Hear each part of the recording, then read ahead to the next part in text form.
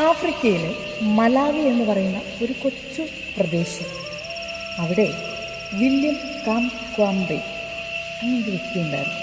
അദ്ദേഹത്തിൻ്റെ പ്രത്യേകത കടുത്ത ദാരിദ്ര്യവും അതുപോലെ തന്നെ വീട്ടിലെ പ്രയാസങ്ങളും കൊണ്ട് 14-ാമത്തെ വയസ്സിൽ പഠനം നിർത്തി എന്നതാണ്. അതിനുശേഷം വീട്ടിലിരുന്ന് ലൈബ്രറിയിൽ നിന്ന് കിട്ടുന്ന പുസ്തകങ്ങൾ ഇതൊക്കെ വായിച്ച് ശാസ്ത്ര പഠനം നടത്തി.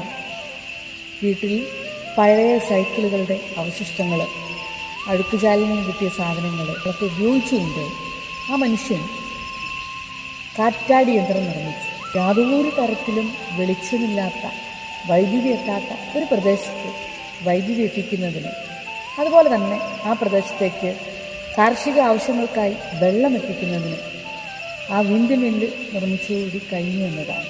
നമ്മൾ നടക്കുന്ന വഴിയിൽ വഴിവിളക്കുകളില്ലെങ്കിൽ വെളിച്ചത്തിന് വേണ്ടി കാത്തിരിക്കരുത്. പകരം നമ്മൾ സ്വയം വെളിച്ചം ഉണ്ടാക്കുകയാണ് വേണ്ടത്.